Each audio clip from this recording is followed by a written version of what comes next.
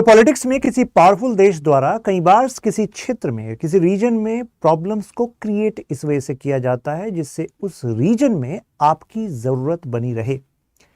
क्या नेटो का एक्सपेंशन जो ईयू में हो रहा है और जो रशिया यूक्रेन में क्राइसिस हो रहा है, क्या ये यूक्रेन एक पॉन यानी कि स्ट्रेटेजिक पॉन, मतलब एक प्यादा है स्ट्रेटेजिक, जिसका इस्तेमाल यूएस कर रहा है अपने हेजेमोनी को बनाए रखने के लिए? क्या ऐसा तो नहीं हो रहा? नेटो हम जानते हैं नॉर्थ अटलांटिक ट्रीटी ऑर्गेनाइजेशन, जो एक तरीके से कलेक्टिव डिफेंस मैकेनिज्म है। कहने का मतलब है कि नेटो के मेंबर्स अपने रिसोर्सेज को, अपने हथियारों को पूल कर सकते हैं। अगर किसी भी एक के खिलाफ कोई आक्रमण होता है तो बाकी सबके हथियार कलेक्टिवली उसके खिलाफ यूज होंगे।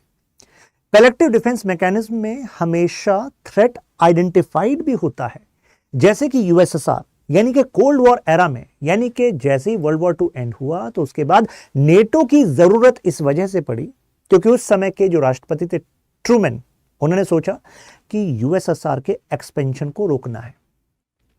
यूएसएसआर में उस समय जो डिप्लोमेट पोस्टेड थे यूएसए की तरफ से, मिस्टर जॉर्ज कीनन, उन्होंने एक लेटर लिखा था, पब्लिश भी हुआ था by this title mister X. उसमें कहा गया कि USA, you should have a containment policy against USSR. USSR is going to expand and USA is going to have existential crisis. भाई साहब, आप पर खतरा है, तो जिस भी तरीके से यूएसएसआर का एक्सपेंशन रोक सकते हो रोको, पैसा हथियार जो लगाना है लगाओ। तो उसके बाद ट्रूमैन ने कहा ठीक है, हम ऐसा करेंगे। तो नेटो उसी दिशा में एक पहल था। लेकिन आज जो नेटो है, क्या उसका जो उपयोग है क्या वो बदला है या वही उपयोग चल रहा है? जरा समझते हैं, क्योंकि ईयू और यूएसए के बीच कई पॉइंट्स ऐसे हैं जिस पर रिफ्ट भी है, जिसकी वजह से ईयू के कुछ देशों का कहना है कि यार why we are getting into certain wars जो अपने है ही नहीं, जिसका फायदा यूएसए को हो रहा है। और क्यों ना हम अपना एक कलेक्टिव डिफेंस बनाएं। हम नेटो के पीछे क्यों चल रहे हैं?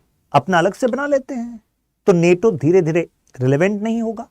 तो इस वाले एनालिसिस में इसके सभी पहलुओं को जानते हैं स्टेप बाय स्टेप। ट्रंप जी के दौरान ट्रंप ये बयान बार बार दे रहे थे कि भाई नेटो में मेजर खर्चा हम कर रहे हैं, बाकी जो इकोनॉमीज हैं वो हमारे कंपैरिजन में कम खर्चा कर रही हैं। नेटो मेंबर नेशन पर ये मतलब they are bound to spend 2% of their GDP for NATO defence purpose पे आपको इतना खर्च करना होगा। लेकिन उसमें से 13 देश ऐसे हैं जो इस कमिटमेंट को पूरा नहीं कर रहे। तो बेसिकली डोनाल्ड ट्रंप के दौरान अमेरिका ये प्रोजेक्ट कर रहा था कि भाई साहब हम तो एहसान कर रहे हैं आप पर, ईयू देश, आपके यहां पर इतने सारे हमने मिलिट्री बेसेस बना रहे हैं, इतना ज़्यादा खर्चा कर रहे हैं, तो क्या वाकई ये कोई एहसान वाली बात है, एल्ट्रुइस्टिक है? जरा इसके फैक्ट्स को चेक करते हैं। एक्चुअली इसका फायदा यूएसए को डायरेक्टली हो रहा है। अभी मैं उस पर भी जाऊंगा, कौन कितना खर्चा कर रहा है, वहां पर भी एक रियलिटी चेक होगा प्रेजेंट डेटा के हिसाब से। लेकिन आपको नहीं लगता कि यूएसए इसके थ्रू अपनी लेजिटिमेसी बनाकर रखता है कि यार मैं एक हेजमॉन हूं? आप कहेंगे हेजमॉन मतलब क्या? यानी कि आप अंतरराष्ट्रीय स्तर पर सबसे बड़ी ताकत हैं और उसको प्रोजेक्ट करने के लिए आपको स्ट्रेटेजिक लोकेशंस पर मिलिट्री बेसिस को रखना होता है। और जो मिलिट्री बेसिस का एक्सेस आपको इन यूरोपियन देश से मिलता है ना, वो इसी वजह से मिलता है क्योंकि आप नेटो में $30 बिलियन के आसपास खर्च कर रहे हैं।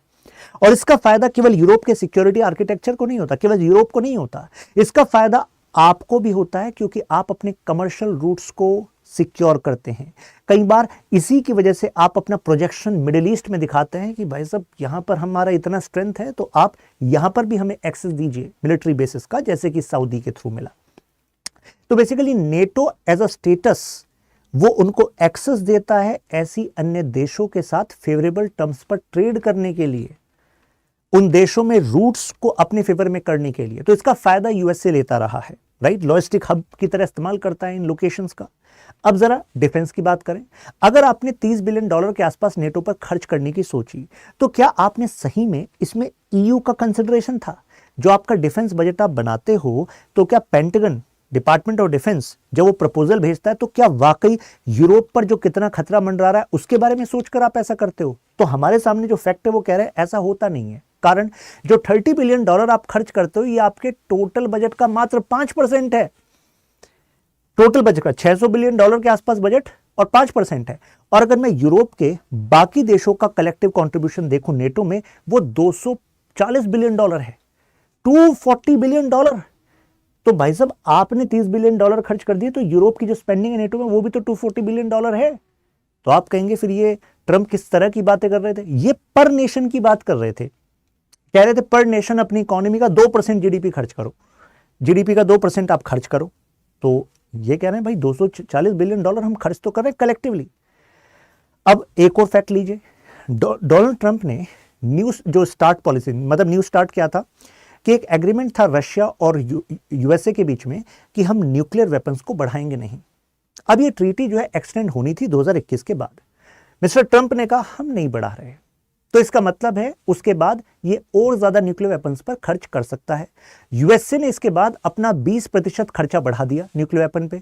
तो क्या इसमें आपने यूरोपियन यूनियन से पूछा था? अगर आप कह रहे हो कि आप इतना ज्यादा खर्चा कर रहे हो डिफेंस पर और यूरोप उतना कंपैरेटिवली नहीं कर रहा नेटो में, और आप सोच रहे हो उन पर एहसान करो, लेकिन इसमें 20% तो आपने खुद बढ़ाया। अगर आप सिंसियरली डिसआर्मामेंट पर फोकस करना चाह रहे थे, अगर आप अपनी इकोनॉमिक डेवलपमेंट पर फोकस करना चाह रहे थे, तो यहां पर खर्चा क्यों बढ़ाया?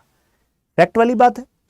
लॉजिक देखिए नेटो के पीछे क्या था। 1949 में जब ये स्टैब्लिश हुआ, US, Canada and certain western European Nations, तो इसका पर्पस था कि हम इस पूरे यूरोप से यूएसएसआर को तो आउट रखेंगे, अमेरिका को इन करेंगे और जर्मनी को डाउन रखेंगे, क्योंकि जर्मनी वर्ल्ड वॉर 2 में प्रॉब्लम था यूएसए के अगेंस्ट, इन पार्टनर्स के अगेंस्ट। तो ये इसका बैकग्राउंड था। उस समय यूरोप क्योंकि बहुत ज्यादा सफर किया हुआ था वर्ल्ड वॉर 2 में, रिकंस्ट्रक्शन की जरूरत थी, डेवलपमेंट की जरूरत थी, तो टेक्नोलॉजी और इकोनॉमी दोनों के एस्पेक्ट से देखें तो यूएसए बेटर कर रहा था।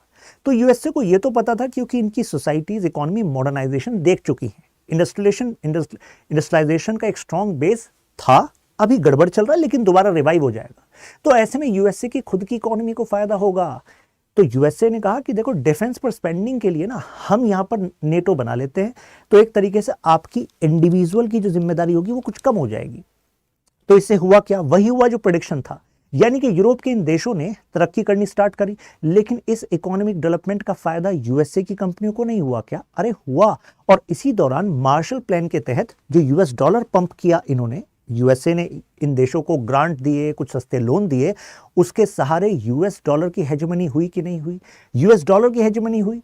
और बाद में जब इनको हथियारों की जरूरत पड़ी तो कहा कि देखो वैसे तो आपका खर्चा कुछ कम हमने कराई दिया क्योंकि हमने नेटो बना दी है, बाकी इन वेपनरी के लिए आप किससे खरीदिए? हमसे खरीदिए। तो यूएसए भी इनको हथियार बेचता रहा, तो यूएसए को भी तो फायदा हुआ इनको अपने ऊपर डिपेंडेंट बनाकर। अब जैसे ही ये रशिया का इन्वेजन होता है यूक्रेन में, तो ऐसा लग रहा है कि एक नए युग की शुरुआत हो गई है। अगर यहां पर जियोपॉलिटिकल कैलकुलेशन देखें तो ऐसा क्यों? क्योंकि रशिया यूक्रेन वॉर से पहले माना जा रहा था कि कुछ जो सेक्शंस हैं यूरोप के, फॉर एग्जांपल जैसे फ्रांस, जर्मनी, उनका मानना था कि क्या हमें नेटो में इतना ज्यादा पैसा लगाने की अब जरूरत है? क्यों ना यूरोप का डिफेंस एक जो आर्किटेक्चर है, यूएस का जो डिफेंस कमिटमेंट है, कोई ऐसा ग्रुप बना लें यूरोपियन यूनियन के लेवल पे जिसमें कि फ्रांस और जर्मनी लीडर हों। यूरोप के बाकी देशों में फ्रांस एक न्यूक्लियर पावर है, तो वो सोच रहा था कि यार यूरोप में मैं एक सुपर पावर बनूंगा, यूरोप की जो सिक्योरिटी पॉलिसी होगी उसमें मेरा रोल होगा ज्यादा। जर्मनी एक बहुत बड़ी इकोनॉमिक पावर है, उसने कहा मेरा रोल भी होगा। यूरोप के आज के अफेयर्स में यूएसए का बहुत बड़ा इंफ्लुएंस होता है, तो वो सोच रहे थे कि इसमें कुछ चेंजेस आएंगे।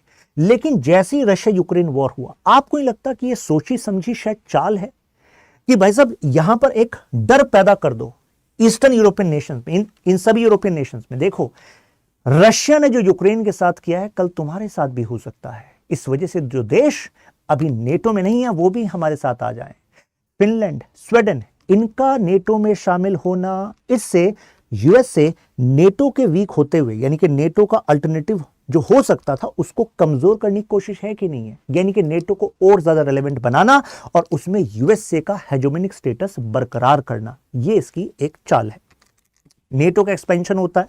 अब इसमें भी नेटो का एक्सपेंशन यूएसए को एक एडवांटेज दे रहा है। मतलब यूएसए जो रशिया के साथ बॉर्डर पर नेशंस हैं जैसे यूक्रेन है, फिनलैंड है, इनका फायदा लेना चाहता है। मतलब अगर नेटो के बाकी मेंबर्स का देखें तो ऐसे में ज्यादा स्ट्रेटेजिक यूक्रेन साबित होगा। अभी क्योंकि यूक्रेन तो मेंबर नहीं है नेटो का, लेकिन ग्रेजुअली हो सकता है भविष्य में बन जाए जब ये वॉर खत्म होगा। फिनलैंड तो बन गया, क्योंकि यहां पर अपनी फोर्सेस को पोजीशन करके वो एक सिक्योरिटी डिलेमा रखेगा रशिया के लिए, क्योंकि रशिया के ईस्टर्न फ्रंट पर ही रशिया के इकोनॉमिक सेंटर्स हैं। अगर पूरा रशिया देखो तो मॉस्को आपको यहीं पर दिखेगा, राइट? अगर मतलब ये इस तरफ इनका ईस्ट हो गया, रशिया के लिए वेस्ट हो गया।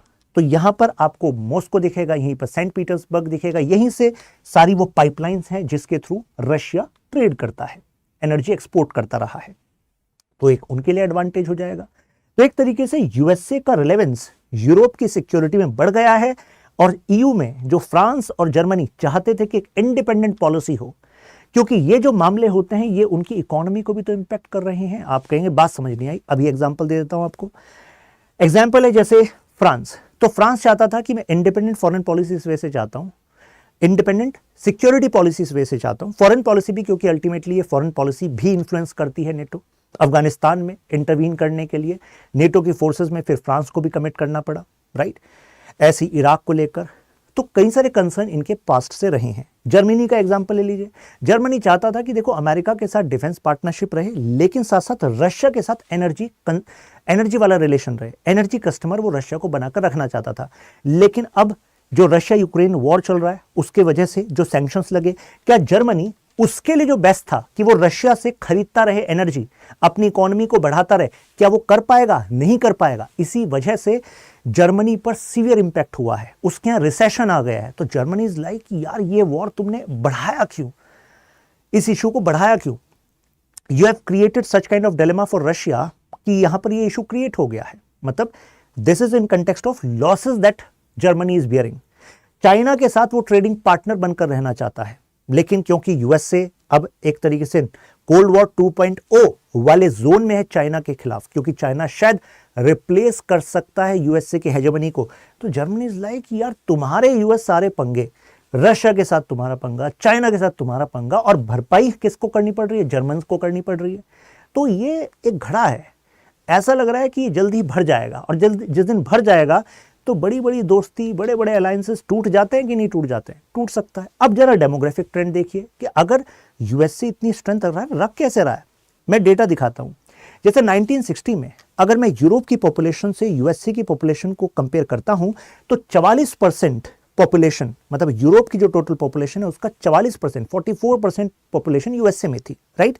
लेकिन अब जरा लास्ट वाला डेटा देखिए, 2022 वाला, अब ये 75% हो गई है। यानी अगर 100 लोग पूरे यूरोपियन यूनियन में हैं तो भाई साहब 75 लोग, 75 तो यूएसए में हैं। तो यानी कि सारे देश मिलाकर रख रहे हैं जितना, उसका 75% पॉपुलेशन तो यूएसए में है। तो आप कहेंगे इससे क्या फायदा है? इससे फायदा यह है कि यूएसए की कॉरपोरेशंस को, या यूरोप की वो कॉरपोरेशंस जो यूएसए में अपना बेस बनाएंगी, तो उनको एक सिंगल बड़ी डोमेस्टिक मार्केट मिलेगी कि नहीं मिलेगी अपने सामानों को बेचने के लिए? तो यानी कि यूएसए को एक इकोनॉमिक एडवांटेज रहेगी कि नहीं रहेगी? यूएसए को एक इकोनॉमिक एडवांटेज रहेगी। यूएसए इसका फायदा ले रहा है, right. Single huge domestic market बन रही है और वो बढ़ी है, राइट। इसी वजह से यूरोप की कई कंपनीज जो हैं वो शिफ्ट हो रही हैं यूएसए में। तो यूरोप इस वजह से भी नाराज है कि यार तुम तो मतलब यहां वॉर में हमें लगा दिया, ऊपर से हमारी कंपनीज हमारे ट्रेड को अपनी तरफ लेकर जा रहे हो। अभी मैं आगे बढ़ाऊंगा इस कहानी को, बता दूं आपको, यहां पर आप ये पीडीएफ आपको मिल जाएगी, मेरे साथ कनेक्ट कर सकते हैं। Shashank Tyagi for you, Telegram app, Instagram, Twitter. NATO एक टूल की तरह है कि नहीं? नेटो एक टूल है। क्यों? आप कहेंगे अच्छा मतलब ये केवल अपने आप को बड़ी पावर दिखाने की बात है क्या? नहीं नहीं नहीं, इसमें इकोनॉमिक इंटरेस्ट भी अलाइन है। क्यों? जब तक खतरा बनेगा नहीं तो वॉर की मार्केट यानी कि वेपन्स की मार्केट क्या थ्राइव करेगी? नहीं करेगी। कहते हैं ना कि जब डर नहीं होगा तब तक हथियारों की मार्केट या यूएस की सिक्योरिटी की तुम्हें कितनी ज्यादा जरूरत है वो आपका ऑब्जेक्टिव हासिल नहीं होगा, राइट। एक तरीके से नेटो को लेवरेज की तरह इस्तेमाल करा है यूएसए ने, जिससे कि एक इंडिपेंडेंट पॉलिसी जो यूरोपियन नेशंस शायद बना सकते थे नहीं बना पा रहे हैं। यूएस अपनी सुरक्षा के लिए डिपेंडेंट हो गया है, क्योंकि अब नैरेटिव है कि शायद पुतिन जो है रशियन एम्पायर जो था उसकी तरीके से अपने आप को एक्सपेंड करेंगे। तो वो जो पहला एरिया जिससे ये छोटे छोटे नेशंस बन गए थे, लैटविया, एस्टोनिया, लिथुआनिया, इन सबको कब्जा लेंगे पुतिन, ऐसा नैरेटिव स्पिन हो रहा है। और ऐसे में सुरक्षा के लिए तुम्हें जरूरत है नेटो की। तो अपनी इनकी इंडिपेंडेंट जो वॉइस है वो लिमिट हो गई है। ईयू और यूएसए में कई सारे मामलों पर ऑलरेडी दरार है, जैसे कि ईरान के खिलाफ। अब मिस्टर ट्रंप के टाइम पर आपको याद होगा कि ईरान पर सैंक्शंस लगाए गए, अब एक एग्रीमेंट भी साइन हुआ, लेकिन ट्रंप ने कहा नहीं, इस एग्रीमेंट से कुछ हो नहीं रहा है, JCPOA से अल्टीमेटली जो ईरान है वो कंप्लाई नहीं कर रहा है, मैं इससे बाहर जाता हूं, और उसकी वजह से आपने मिडिल ईस्ट को और ज्यादा अनस्टेबल कर दिया। तो इस बात से खुश नहीं थे यूरोपियन नेशंस। क्लाइमेट चेंज पर भी जो कमिटमेंट है फ्रॉम यूएस से वो नहीं मिल रहा था। मतलब ट्रंप ने तो ये कह दिया क्लाइमेट चेंज ये तो कोई कॉन्स्पिरेसी थियरी है यूएसए के अगेंस्ट, कुछ नहीं है ऐसा। तो यू ने कहा मतलब क्या है, अरे भाई इंडस्ट्रियलाइजेशन से आपने ज़्यादा पैसा कमाया है तो आपका भी तो कमिटमेंट होना चाहिए, ये ग्लोबल इशू है। यूएसए की एबिलिटी डिक्लाइन हो रही है। कैसे? आप इराक देखिए, लीबिया देखिए, सीरिया देखिए, अफगानिस्तान देखिए, जितनी जगह पर भी यूएस का इंटरवेंशन हमने देखा है, या यूएस के इंटेलिजेंस फोर्सेस का इंटरवेंशन देखा है, वहाँ पर सरकार को तख्ता पलट करने के लिए, डेमोक्रेसी को लाने के लिए, ह्यूमन राइट प्रोटेक्शन के लिए, वहाँ ऐसा कुछ नहीं हुआ। हमने वहाँ पर क्राइसिस ही देखे हैं। तो अगर आप क्राइसिस में आ रहे हैं और क्राइसिस छोड़कर ही जा रहे हैं तो यानी कि अब आप हेजेमोन है नहीं, यानी कि you are not able to solve the problem. और अगर आप प्रॉब्लम सॉल्व नहीं कर सकते तो भाई फिर कैसे, आपकी तो पावर डिक्लाइन हो रही है। तो ऐसे में यूरोपियन यूनियन के देश जो है रशिया और चाइना को ऑप्ट कर सकते हैं नियर फ्यूचर में, due to this strategic shift which we are seeing in the world. तो ये सरप्राइज मत होइएगा आने वाले टाइम में। सैंक्शंस पर जर्मनी हो, फ्रांस हो, ये देश खुश नहीं है। इनका कहना है कि आप यूनिलेटरल सैंक्शंस कर रहे हो, ये तो इलेजिटिमेट है। वहां यूनाइटेड नेशन सिक्योरिटी काउंसिल भी आपको अप्रूव नहीं करती, लेकिन क्योंकि डॉलर का इतना इस्तेमाल है तो आप डॉलर को वेपन की तरह इस्तेमाल करते हो, और इस वजह से आप हमारे भी जो व्यापार है उसको इंपैक्ट करते हो। जैसे कि रशिया के साथ जो ट्रेड था उसका इंपैक्ट जो नेगेटिव है वो यूरोप की कितनी सारी इकॉनमीज पर पड़ा है कि नहीं। तो ये इनका प्रॉब्लम है। प्लस यूएस प्रॉफिट कमा रहा है वॉर से। आप कहेंगे ऐसा कैसे? क्योंकि यूएस अपनी जो गैस बेच रहा है वो हायर प्राइस पे बेच रहा है, इस वॉर में अपने वेपन्स बेच रहा है। तो अब यूरोपियन नेशन लाइक यार तुमने हमें समझा क्या है भाई, हम कुछ खुलकर बोल नहीं रहे हैं, लेकिन हकीकत हमें भी समझ में आ रही है। You are getting profited by this war. आप कमिटमेंट तो शो कर रहे हो कि भाई यूक्रेन में देखो हम वेपन्स दे रहे हैं, पैसा दे रहे हैं, लेकिन रिलेटिवली उस पैसे को, उस वॉर को बनाए रखकर आप अलग अलग तरीके से पैसा भी कमा रहे हो, एडवांटेज भी ले रहे हो, बिजनेस चुरा रहे हो। कैसे? जैसे कि 2022 में इन्होंने कानून लाया, मिस्टर बाइडेन ने साइन किया इस कानून पर, इन्फ्लेशन रिडक्शन एक्ट लाया। अब इन्फ्लेशन रिडक्शन एक्ट के तहत इन्होंने बिजनेसेस को कुछ रियायतें दी। अब ऐसे में यूरोप की कई कंपनीज शिफ्ट हो गई यूएसए की तरफ, एनर्जी को सस्ता करने की कोशिश करी यूएसए में। तो यूरोप इज लाइक कि भाई ये वॉर हमारे एरिया पर, तुम तो हो गए आइसोलेट ज्योग्राफिकली, और ट्रेड को तुमने आसान करने के लिए वहां पर सब्सिडीज देनी स्टार्ट कर दी। तो इस चक्कर में तुम तो हम पर बोझ बढ़ा गए और उल्टा हमारे जो कंपनीज हैं इनको ले गए। एटीट्यूड रिगार्डिंग चाइना, ऐसा नहीं है कि European nations are against China. For example मैंने बताया जर्मनी तो मानकर चलता है ट्रेड एंड इन्वेस्टमेंट के लिए चाइना के साथ पार्टनरशिप जरूरी है, और कुछ यूरोपियन देशों का मानना है कि अगर चाइना राइज कर रहा है और उस राइज से वो इनको भी प्रॉफिट दे सकता है तो what is harm with China, इनका ये मानना है। यूएस का जो इंटरेस्ट है यूरोप में, इनका मानना है ये डिक्रीज हो रहा है। यानी कि चलिए अभी तो रशिया यूक्रेन चल रहा है, लेकिन फ्यूचर में जो यूएसए का फोकस है वो अटलांटिक नहीं है, वो पैसिफिक है।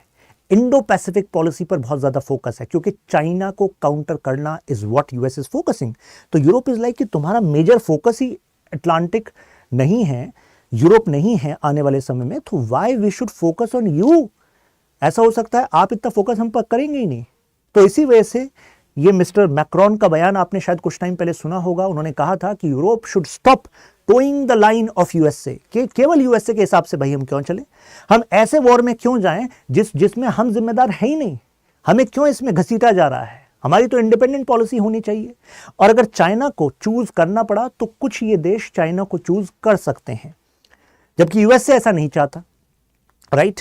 तो is removing USA feasible now, क्या अभी यूएसए को हटाना फिजिबल है? तो इसके लिए पहले तो जानना होगा क्या यूरोपियन यूनियन के सभी देश यूरोप के लिए एक अलग डिफेंस मैकेनिज्म, नेटो से इंडिपेंडेंट, जिससे नेटो की रिलेवेंस कम हो जाए, यूएसए का दबदबा कम हो जाए, क्या उसके लिए सभी तैयार हैं? तो अभी ये कहना मुश्किल है, क्योंकि फ्रांस यूक्रेन ठीक है बड़े देश हैं, बड़ी ताकत है, लेकिन छोटे छोटे नेटो को अन्य देशों को भी साथ लाना एक चुनौती है।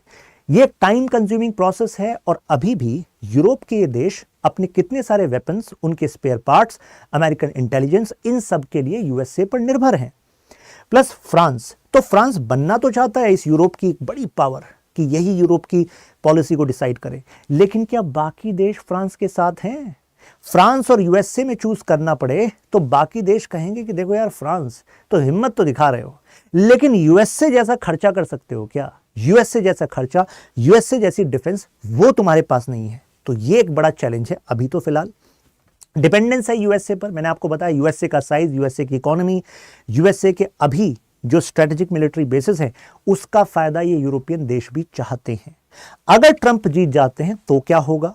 तो इनका कहना है कि यार फिर गड़बड़ भी हो सकती है। जैसे वो नेटो के ऊपर कह रहे थे यूरोपियन देश तुम्हें खर्चा बढ़ाना चाहिए, तुम तो फ्री राइडर की तरह हो, हम कई सारी इंटरनेशनल एग्रीमेंट से अब पीछे हट रहे थे कि हम तो यूएसए पर फोकस करेंगे। तो दिस कैन बी प्रॉब्लमेटिक, लेकिन देखा जाना है कि आगे जाके क्या होगा। इसके अलावा जॉर्जिया मेलोनी इटली और जर्मन, फॉर एग्जांपल फ्रांस में अगर मैरीन ले पेन आ जाती है, तो कहने का मतलब है अगर राइट विंग लीनिंग लीडर्स अगर यूरोप में बढ़ते हैं तो उनका झुकाव ट्रंप के साइड ज्यादा होगा, क्योंकि ट्रंप में भी हम राइट विंग लीनिंग देखते हैं। इसके अलावा आप एग्जांपल ले लीजिए हंगरी का भी, स्लोवाकिया का भी, वहां के भी लीडर ट्रंप लीनिंग दिखते हैं। तो ये एक मेजर चैलेंज है कि कैसे यूरोप इकट्ठा होगा to actually get rid of USA when it comes to their security, to actually throw out USA out of this NATO. मुझे लगता है कि आपको क्लैरिटी मिली होगी। यहां पर आप कनेक्ट हो सकते हैं मेरे साथ इंस्टाग्राम, टेलीग्राम पर, सारे अपडेट्स यहां पर मिलते हैं। अब जरा क्वेश्चन देखिए। Discuss the relevance of NATO amid voice for independent security mechanism for EU. Also mention the interest of India in US hegemonic statures. India को क्या फायदा है भाई यूएसए के हेजेमोनिक स्टेचर से? फिर मिलते हैं, ख्याल रखिए। वीडियो को आप शेयर कर सकते हैं और आपका क्या ओपिनियन है आप कमेंट में दे सकते हैं। बाकी किन टॉपिक्स पर आप एनालिसिस चाहते हैं वो भी आप शेयर कर सकते हैं कमेंट्स में।